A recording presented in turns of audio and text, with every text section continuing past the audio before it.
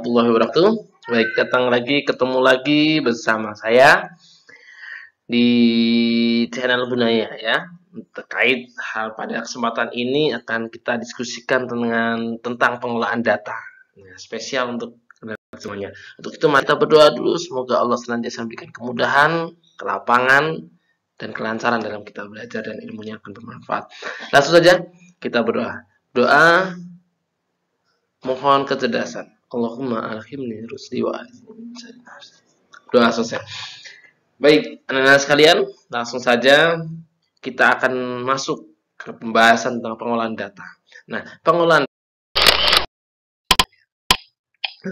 data adalah keterangan atau informasi yang benar dan nyata yang diperoleh dari suatu pengamatan atau penelitian yang dikumpulkan dalam bentuk angka atau lambang.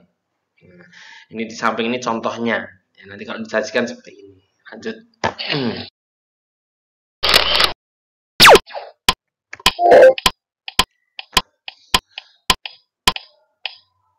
Oke, selanjutnya, kalau tadi kita sudah tahu data itu apa, kemudian bagaimana cara mendapatkannya, cara mengumpulkannya, bagaimana datanya. Itu dapat dicari, yaitu di sini ada 4 cara. Yaitu yang pertama, wawancara. Itu dilakukan dengan tanya jawab dengan seseorang, langsung ke orangnya, tanya langsung. Nah, untuk dimintai keterangan akan apa hal yang akan kita teliti. Nah, data apa yang kita butuhkan, tanya langsung kepada seseorang itu. Nah, kemudian yang kedua, angket. Salah satu cara mengumpulkan data secara tidak langsung dengan lembar berupa isian hal yang akan kita data. Tentang apa sih? Misalkan tentang kegemaran, berarti nanti di lembar itu tentang menanyakan tentang kegemaran. Jadi ada pertanyaan-pertanyaan di situ yang harus dijawab. Pertanyaan itu sesuai dengan data yang akan kita butuhkan, yang kita akan kumpulkan, seperti itu. Yang ketiga, studi literatur. Peneliti dalam mendapatkan data atau informasi bisa dari buku, koran, ataupun majalah, atau arsip-arsip dan yang lainnya sebagai sumber data. Ya. Kemudian yang keempat, pengamatan langsung. Jadi peneliti langsung datang pada objeknya, kemudian peneliti juga mencatat langsung datanya. Langsung dilihat. Contohnya biasanya misalkan seorang wasit meneliti, oh poin tiap peserta itu berapa. Dia mencatat, langsung melihat dan mencatat seperti itu. Itulah pengamatan langsung. Nah, kemudian ini menyajikan data dalam bentuk tabel serta diagram gambar, batang, dan lingkaran. Nah, jadi bisa disajikan dalam ini, ada beberapa pilihan gitu kan ya. Yang pertama tabel, diagram gambar, batang, dan lingkaran. Biasanya ada tambahan lagi yaitu tentang diagram garis. Oke. Untuk yang pertama di sini disajikan dalam bentuk tabel.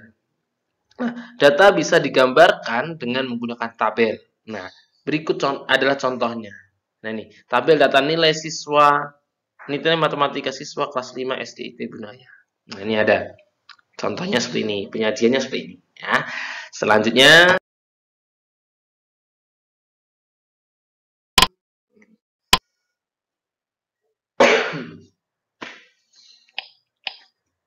nah, untuk lebih mudah dan tidak ada data yang terlewat, guru biasanya menggunakan turus. Kamu bisa menggunakan turus. Turus itu mana? Ini turus. Nah, jadi ketika ada data, misalkan disebutkan satu-satu. Nah, misalkan yang 50 ada 2 orang. Seret. Ada 60. Seret. Coret sini turus. Ada 50 lagi. Coret sini 2. Oh, sudah selesai. Nah, hasilnya seperti ini. Maka ketika 50-nya itu ada 2 turus ini, maka di sini tulis 2. Ketika 4 tulis 4. Ini memudahkan agar tidak ada yang terlewatkan. Seperti itu. Kemudian ini berdasarkan tabel di atas diketahui bahwa siswa yang mendapatkan nilai 50 ada 2 orang, siswa yang mendapatkan nilai 60 ada 4 orang, siswa yang mendapatkan nilai 70 ada 11 orang, siswa yang mendapatkan nilai 80 ada 16 orang, dan siswa yang mendapatkan nilai 90 ada 2 orang.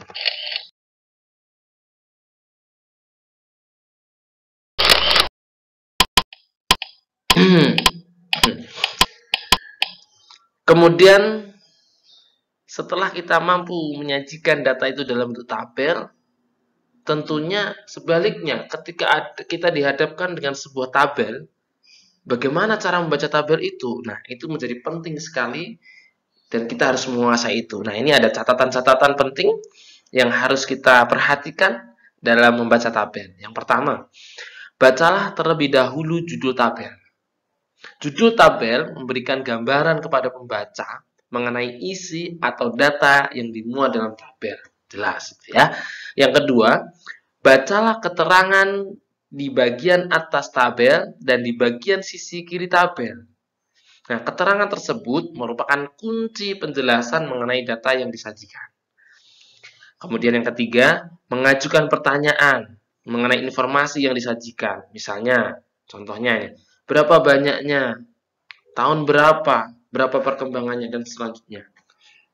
Kemudian yang keempat, cermati keterangan dalam setiap baris dan kolomnya.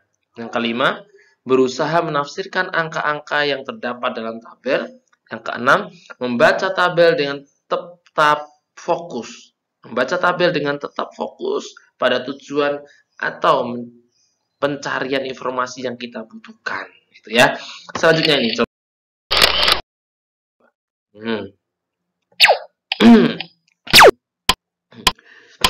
Nah, ini ada tabel hobi siswa di kelas 4 SD Sukamaju misalkan. Nah, di sini lihat, perhatikan ini. Lihat judulnya apa. Ini ya, perhatikan betul. Kolom di sebelah kanan dan sebelah kirinya diperhatikan betul. Nah, kemudian nih, bagaimana cara membacanya? Perhatikan betul. Ya, munculkan pertanyaan tadi,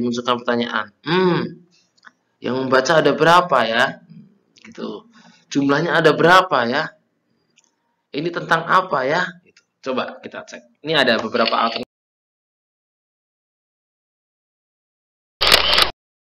jawaban. Nah, untuk menjawab pertanyaan baca data tersebut, terdapat berbagai alternatif jawaban. Contohnya ini.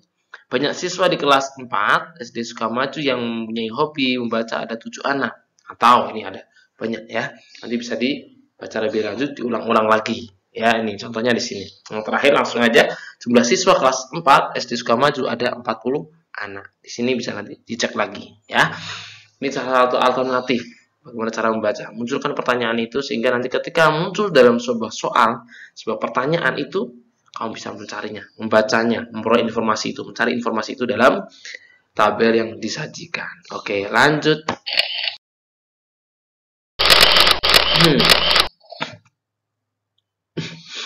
Jika tadi dalam bentuk tabel, maka sekarang kita masuk ke dalam diagram. Ingat, nah, bahwasanya diagram adalah suatu gambaran untuk memperlihatkan atau menerangkan suatu data yang akan disajikan. Nah, ada beberapa macam diagram, di antaranya ada diagram batang, diagram garis, ada diagram lingkaran. Selanjutnya, ini contohnya. Langsung yang pertama, diagram batang. Ini diagram batang, ya. Ini nilai matematika siswa kelas 6 SD N1 Ngicu.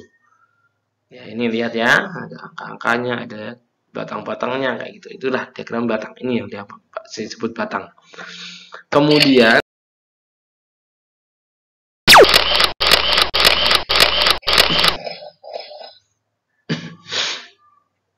di sini ya, bagaimana cara menyajikan? Menyajikan data dalam bentuk diagram batang, ada 3 hal yang harus diperhatikan ya. Suatu data dapat dipahami dengan cepat bila disajikan dengan diagram. Jadi disajikan dalam bentuk diagram itu apa? Untuk memudahkan dipahami, untuk cepat dipahami gitu kan. Nah, selanjutnya salah satunya adalah diagram batang. Nah, kemudian yang kedua, untuk menyajikan data dalam diagram batang adalah dengan menunjukkan setiap nilai data dalam bentuk persegi panjang, tegak atau mendatar. Nah, ini ya. Nih, persegi panjangnya nih tegak. Bisa juga mendatar, di sini juga bisa ya. Kemudian tinggi tiap-tiap persegi panjang sesuai dengan nilai atau frekuensi data tersebut. Nah, tingginya ini menyesuaikan. Kalau misalkan nilai 70 itu ada 11 orang, makanya di sini. Karena kenapa 50 di sini? Karena 50 ada 2 orang, maka di sini. Sehingga tinggi rendahnya itu tergantung pada banyaknya siswa atau banyaknya data atau nilai atau frekuensi di sini. Gitu.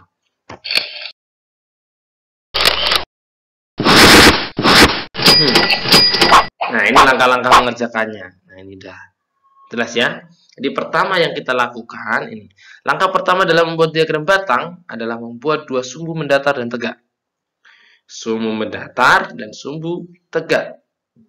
Nah, kedua, sumbu mendatar memperlihatkan kategorinya. Kalau tadi berarti di sini nilainya ya ada 50, 70, 30. Kategori nilainya, kategori.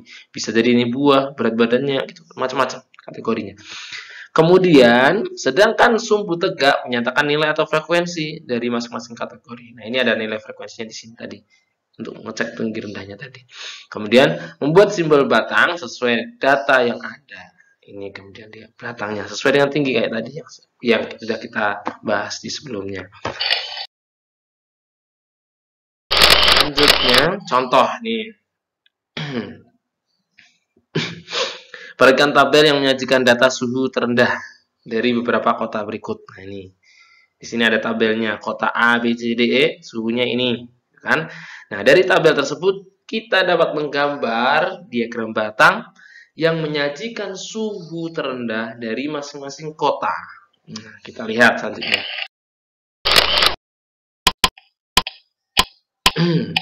Nah, ingat cara menggambarkannya. Buat garis tadi vertikal dan horizontal dulu. Nah, baru tuliskan tadi kategorinya. Berarti yang mendatar ini kategori kota. Yang kota A, B, C, D, E. Kemudian yang ini adalah suhu. Nah, ini kurang tepat. Ya, harusnya di sini adalah suhu. Kota A minimal ada 15, harusnya di tengah-tengah sini, ya. Dan ini pun juga harus ada skalanya, jaraknya harus sebanding gitu ya. Nggak boleh sembarang loncat-loncat. Ya, misalkan di sini 10, ini sini 15, ini 10, enggak boleh. Ini harus benar-benar berurutan. Karena ini ada tanda panahnya, berarti semakin ke atas semakin besar. Ini pun juga gitu. Kalau ini enggak menilai, karena ini mempengaruhi nilai, karena ini nanti tinggi rendahnya sesuai dengan ininya nanti. Ya, sesuai dengan ini sehingga ini harusnya kelihatan banget. Inilah yang menjadikan data ketika disajikan dalam bentuk diagram batang akan jelas kelihatan. Mana yang paling rendah dari antara tadi suhu terendah di masing-masing kota, sehingga jelas sekali kelihatan. Tertinggi ini kelihatan. Itulah yang menjadi alasan menjadikan data dalam bentuk diagram batang.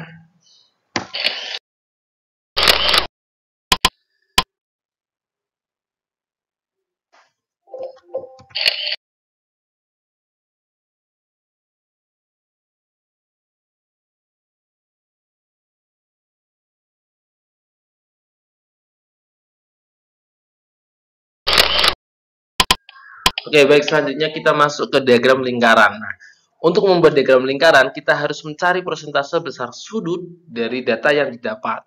Nah, contohnya di sini. Nah, kita ambil yang atas ini. Nilai 50, tadi ada banyaknya siswa yang mendapatkan nilai 50, ada 2.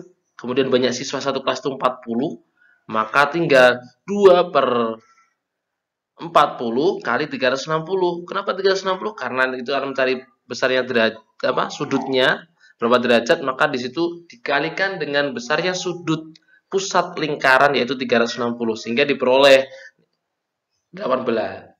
Itu. Begitupun 60, 70 dan selanjutnya. Kalau 60 ini ada 4 banyaknya siswa yang mendapatkan nilai 60, maka 4 per 40 kali 360 sama dengan 36. Kemudian semuanya berlanjut seperti itu langkahnya. Kemudian lihat di sini. Misalkan contoh yang hijau, kita ambil. Hijau itu 80. 80 adalah 144 derajat. Maka caranya adalah kamu buat tarik garis dari pusat ini ke keliling lingkaran, ke pinggir lingkaran sini, garis. Kemudian kamu busurkan 144 derajat, buat titik di sini, karena nanti di sampingnya udah Kemudian tarik dari pusat itu ke titik tadi, sehingga untuk garis ini, gitu. 144 derajat. Kemudian untuk yang selanjutnya yang biru, boleh ya. Ini kalau nanti Pak, misalkan susunnya acak, yang merah di sini, yang kuning di sini, boleh, asalkan besar sudutnya jangan sampai berubah gitu loh ya. Sesuai dengan itu. 60 berarti harusnya besar sudutnya adalah 36 gitu. Nah, misalkan di sini ada yang biru. Biru 60 ada 36 derajat. Maka ditarik dari sini, dibusurkan 60 derajat dari sini. 36 derajat. 36 derajat. Nah, begitu ya. Terus garis lagi. Titikkan, terus ditarik garis lagi. Begitupun selanjutnya sampai sini hingga semuanya sudah tergambarkan di sini, sudah tertuliskan di situ. maka terbentuklah seperti ini. Jadi jangan bingung. Misalkan, Pak ini di sebelah sini, ini sebelah sini, enggak apa-apa. Yang penting masing-masing ini sesuai dengan bentuk sudutnya ini. Ya, posisinya mau ditukar-tukar, enggak apa-apa. Yang penting besarannya tetap segini, nggak berubah, nggak merubah besarnya itu. Tapi kalau posisinya urutannya dipindah-pindah, nggak masalah itu, ya. Gitu. Nah,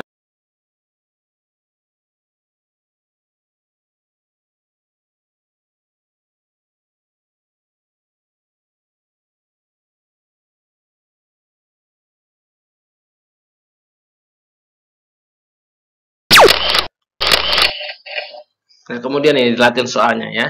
Jadi ini ada latihan soal bisa dicoba ya, coba dicek nanti ya. Ini contohnya ini. Ada kantin di sekolah menjual berbagai macam minuman kemasan.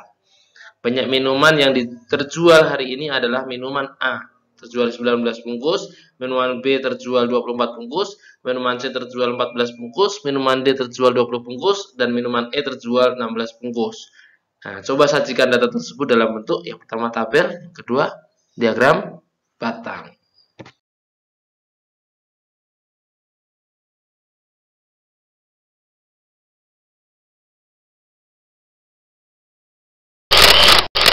Baik, inilah kemudian pembahasan dari soal tersebut ya. Nah, ini. Jadi tabelnya nih sajiannya. Nah, ini boleh ya. Jadi penyajian tabelnya nyamping sini juga boleh, mungkin ini juga boleh ya. Dari sini ada jenis minuman A, B, C, D, banyaknya di sini. Banyaknya atau frekuensinya, itu hasil penjualannya ini ya. Kemudian disajikan dalam bentuk seperti ini. Nah, ini tadi kategori jenis minumannya A, B, C, D, E, dan ini adalah tingginya itu ya.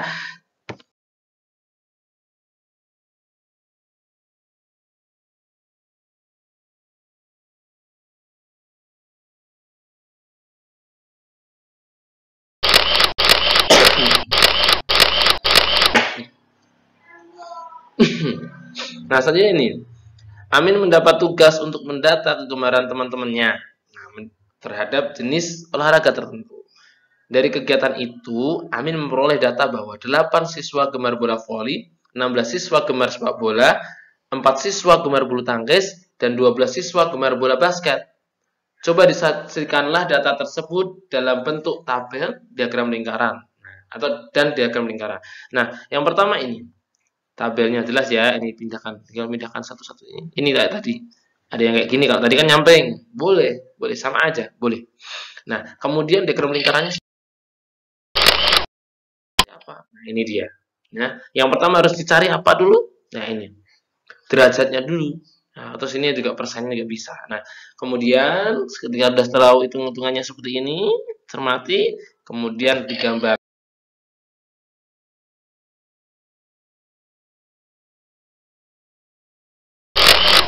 Nah, ini cara menggambarkannya seperti ini. Ini kan ada 70 derajat berarti pertama buat garis red gitu kan. Yang 20 derajat mana ini berarti ini kan. Nah, ini sepak bola misalkan ini. Berarti garis red sini 144 derajat sini. Set, stop ini. Titiknya di sini terus dibusurkan ya, dibusurkan sini sampai sini titik terus dihubungkan set. Selanjutnya gitu. Sehingga total semuanya harusnya adalah 360 derajat. Nah, kemudian ada juga penyajian diagram lingkaran dalam persen. Sehingga di sini 72 derajat per 360 kali 100%. Sehingga ketemu 20%, digambar di sini. Ini harusnya 20%. Selanjutnya gitu. Ini juga gitu. 144 per 360 kali 100%, ketemu 40%. Seperti itu. Sehingga jangan bingung. Jadi ada dua penyajian data dalam bentuk diagram lingkaran, yaitu disajikan dalam diketahuinya biasanya dituliskan di situ adalah derajatnya ataukah persen. Ada dua kemungkinan itu. Kemudian untuk yang soal ketiga, nah ini contoh yang ketiga, ini selain diagram gambar, diagram batang, dan diagram lingkaran, nah, suatu data juga dapat disajikan dalam diagram garis. Nah, contohnya ini. Berikut ini adalah tabel data banyaknya siswa yang datang mengunjungi perpustakaan sekolah pada minggu pertama 1, 2, 3, 4, dan 5. Nah, contohnya di sini, ini sajikan tabelnya seperti ini. Ini nomornya, ini waktunya, pekannya, sesuai minggunya. Kemudian ini banyaknya siswa, jumlahnya dan yang lainnya seperti ini. Nah, kemudian Nah, diagram garis dari tabel di atas tadi, dari tabel sebelumnya, tabel seperti ini. Nah, ini kategori, ini banyak siswa. Jadi, hampir sama dengan diagram batang, cuma ini diambil titik aja, dihubungkan langsung dengan garis. Kalau diagram batang kan di sini buat batang. Ini juga buat batang, tingginya segini. Cuman kalau garis, titik-titiknya aja ini, pencapaiannya tadi kalau misalkan ini tinggi, ini kurang geser dikit ya. Tinggi langsung dihubungkan dengan garis seperti itu ya. Jadi, mudah sekali.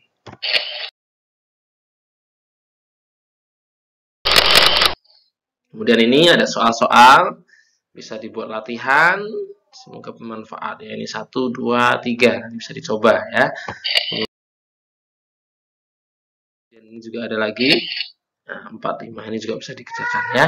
Selamat mengerjakan, selamat berlatih. Jika ada kesulitan, bisa hubungi kami.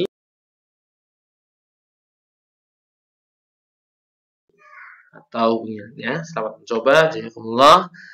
Terima kasih atas perhatiannya. Jangan lupa ikuti terus penjelasan-penjelasan yang lainnya. Semoga ini membantu dan mohon bisa diulang-ulang jika ada terlalu cepat ya, sehingga bisa manfaat untuk kita semua. Assalamualaikum warahmatullahi wabarakatuh.